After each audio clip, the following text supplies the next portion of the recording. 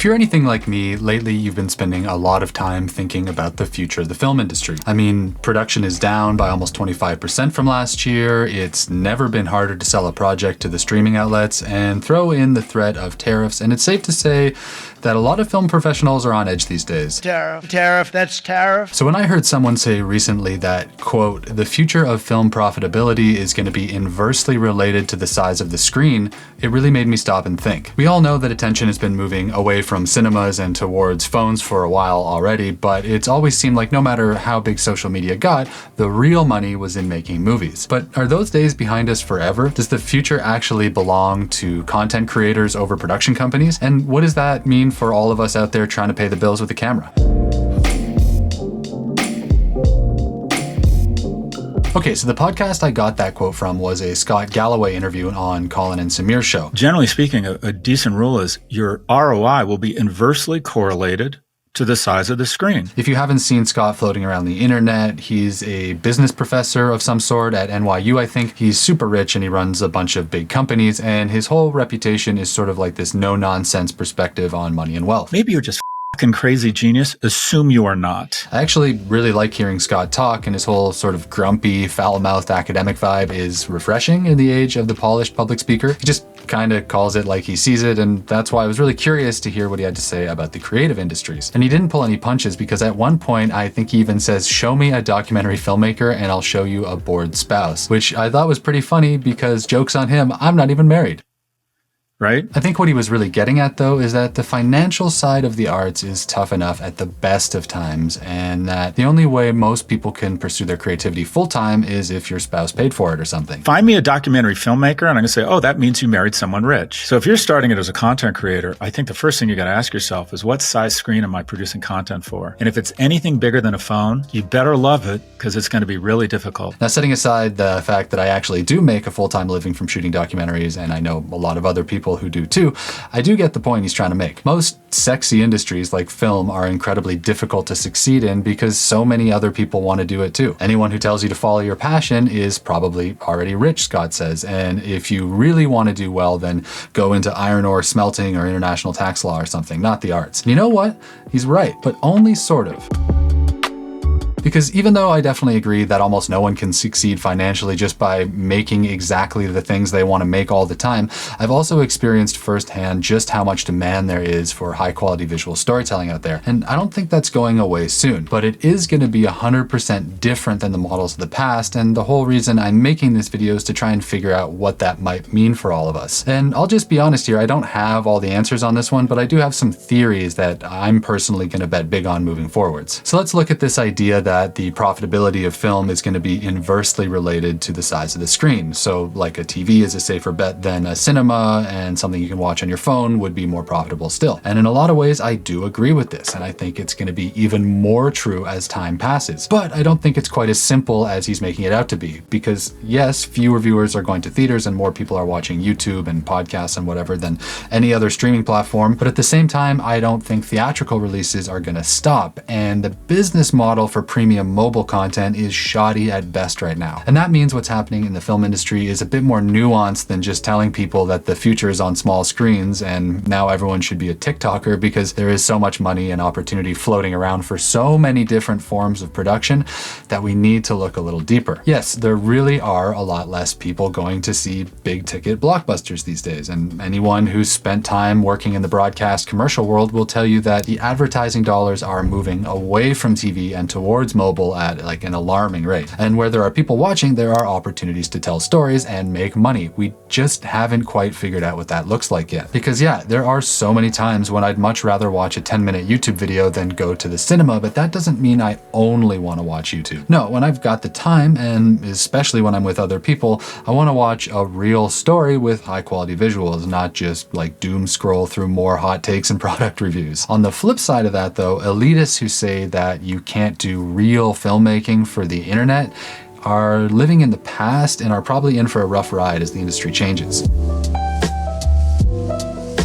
So what happens in the long term in this sort of tug of war for attention? Are movies going to bounce back, or will YouTube and TikTok and whatever else comes after eat the entire entertainment industry? And what does that mean for visual creatives trying to figure out how to build a sustainable long-term career? Well, if we want answers, first we need to look at the past and what we can learn from a multi-billion-dollar failure. Do you guys remember Quibi? Quibi is a streaming service specifically for mobile. We didn't set out here to cut corners. We set out here to deliver people something that's unlike anything they've seen before. There's a decent chance you don't, because it was a massive flop and it lost billions. Quibi, the startup, is shutting down after just 6 months in operation. Nearly $2 billion in investment. But it was the first large-scale attempt to figure out how to make premium content on mobile devices that I know of anyways. Quibi popped up in like 2018 with the mission of creating professional quality programming that was intended only to play on mobile devices, and all of the shows were broken into short 10-minute episodes that people could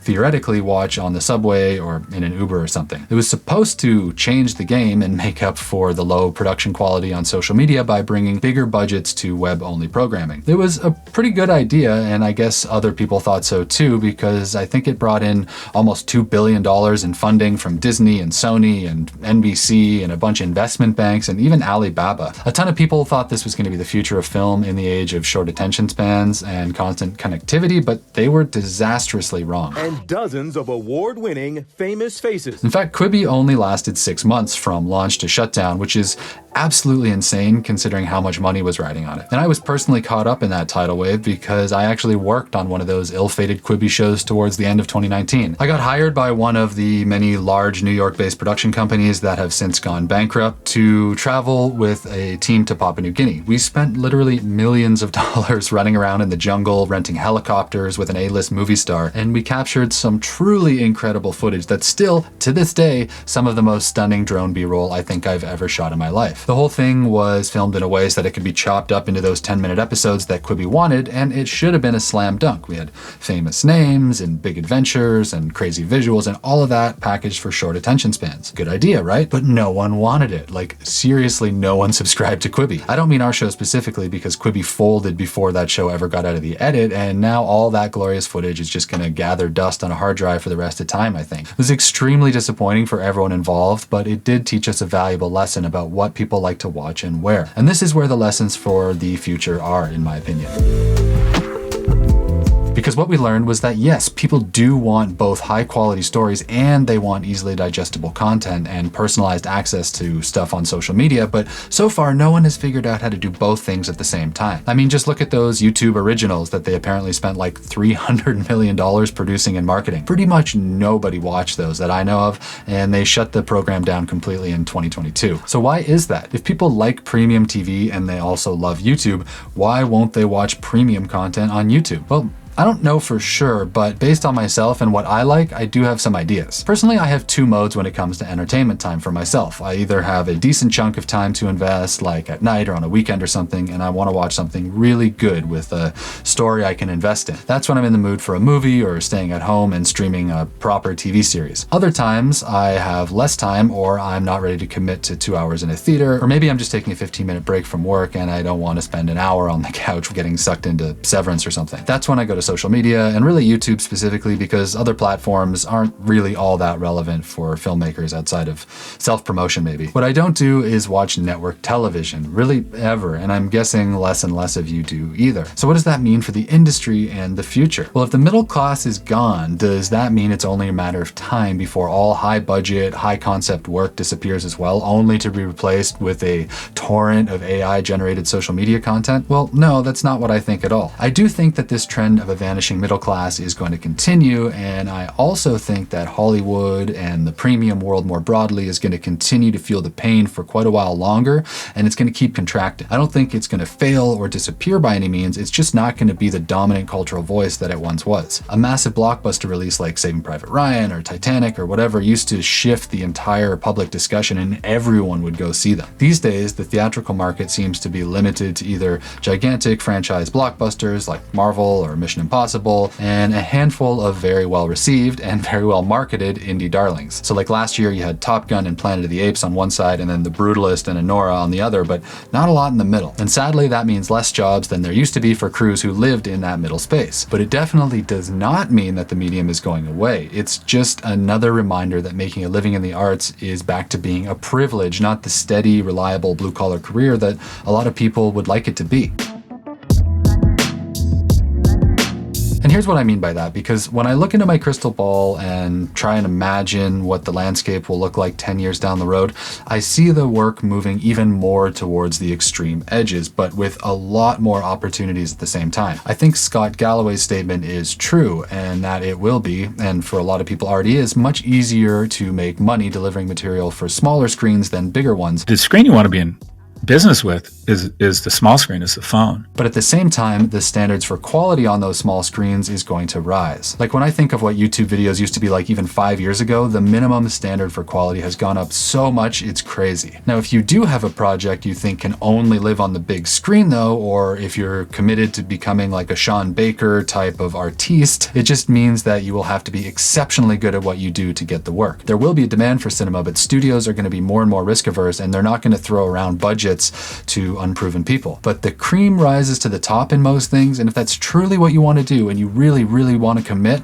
that path will still be there. It's just that if you can't make it work, it's sort of less likely that you can fall back on a more blue chip film job like you might have been able to in the past. It also means that there's going to be fewer opportunities to get entry-level jobs and then rise up through the ranks of those systems, and I worry that the whole thing could kind of turn into a closed community where you have to know someone or have a family member in the business to even get your foot in the door as a PA. Now, it's a little like this already, but as it gets worse, it's going to become more of an elite art form instead of the shared language of pop culture that it used to be. We're already moving in that direction because when you look at the big artistic winners like Anora and The Brutalist, even though the critics and film enthusiasts and me loved them, they weren't really watched by very much of the general public. So where does that leave us? Well, it certainly seems to point towards the continued attention shift towards cheaper, more accessible online content versus big theatrical releases. Movies will keep being a thing, but the box office finances are going to be harder and harder to rely on, and so unless you have access to a big money franchise or you have the reputation of a Chris Nolan or Denis Villeneuve, it's going to be tougher than ever to get those opportunities. If you love it and put everything into it, there will be a way, like there's always been, but only if you're really dedicated like that. You can't just like the idea of making movies. You'll need to be obsessed and constantly taking action. But at the same time, our standards for quality on the smaller screens is going up, like we've been talking about, and that's mostly because we just ingest so much of it. I know it's cooler to think that you should just let the substance of your content speak for itself on YouTube, and there are lots of examples of people out there with massive audience who just sort of film super rough on their phones, and people still love them for it. Sam Sulek comes to mind. But outside those cases, I do think it's undeniable that people just have higher standards now. Just look at podcasts, which are actually supposed to be an audio medium first, but now you've got people like Chris Williamson and his crew who are doing such elaborate lighting setups. I'm seeing them getting broken down on filmmaking Instagram accounts. Now, where do I think this is all leading? Well, personally, I think it's only a matter of time until someone figures out the economics of producing high-quality, story-driven content for social media. Like the Anthony Bourdain of the future isn't going to be on CNN, it's going to be on YouTube. And yes, there are already travel channels and food shows already, but none of them have the kind of production value of a traditional TV show. The issue is mainly about economics because Quibi and YouTube Originals have already shown that it's possible to spend money and produce high-end stuff for mobile platforms. It's just that it's very hard to get your money back. It's true that YouTubers can make massive amounts of cash if they build up businesses around their content and they sell merch and courses and books and whatever, but the views themselves, like the ad dollars, are a fraction of what you used to get on NBC or something, and that's what the whole production model was based on. Okay, so maybe the Bourdain of the future has to cut back a little bit on their budget, or maybe it's going to come down to building up this whole brand identity around a show and then financing the hard costs that way. But then, considering how long it takes to gain momentum on YouTube, does that mean you have to lose a ton of money releasing content that nobody's watching until it catches on? Like my YouTube channel took at least 2 years to get going, and the few times I have posted original films, they don't perform nearly as well as educational content. So I'm just not sure how I'd go about growing a channel like that without private equity backing to eat those costs for the early years. Now, maybe you have to start with educational stuff and then slowly morph into a production company as the budgets get bigger, or maybe networks and brands are going to step in and fund creators. Look, the truth is I have no idea what's going to happen or how. There are a million ways this could shake out. We can see that creators like Mr. Beast are shooting at a scale that's at least as big, if not much bigger than traditional TV, and they seem to be making money from it. So maybe it's looking closer at a hybrid economic model like that, where the show and the products and the sponsors all feed off each other and we'll get parts unknown on YouTube paid for by Squarespace. I don't know, is that worse than running a Viagra ad between segments like on an old school commercial break? I'm not sure. Or maybe some other completely different platform is going to come out of nowhere and change everything, which history suggests is also very possible. I mean, not that long ago, whaling was the biggest industry in the world, and then in no time at all, it was completely overtaken by oil. Nokia dominated the smartphone market for years until it disappeared overnight, and no one in their right mind would buy a Nokia today. YouTube could be obsoleted by something that hasn't even been invented yet that might release next month or next year, or YouTube could dominate all entertainment for the next century and beyond. We just don't really know. But the demand is there, the attention is there, the knowledge is there, and like so many things in the arts, it just comes down to money. These are all guesses at this point, and based on how uninterested I was personally in YouTube originals, there's a lot of sticking points that need to be worked out. But my feeling is that outside of a small group of extremely dedicated and talented mainstream filmmakers, I sort of agree with Scott Galloway. The future is going to belong to people who can bring high-end techniques to a much scrappier small screen market. For me, personally, I would be really interested in the idea of producing high-end original content for this channel, and I'd gladly give up the prestige of shooting for Netflix or whatever if I could have more control and independence. And I think that this is entirely realistic. Eventually. Whether or not these changes will happen in time for me to take advantage of them, I have no clue, but what I can say for sure is this. People are spending more time on smaller screens than larger ones. At the same time, quality expectations are rising. Whoever can figure out how to bridge that gap and give people stuff they want to watch in a place they want to watch it is going to be in an incredible position in the film industry of the future. That's all just a giant hot take though, and if you think I'm way off, there's a good chance you're right. Anyone who says they know for sure what the future will bring is a liar, so let me know your thoughts on where this is all headed. No matter what though, I think we can all agree, at least, that the industry of tomorrow is going to be much different than it used to be. You might not like that, but the market doesn't care. You can either get mad or get to work. It's up to you. See ya.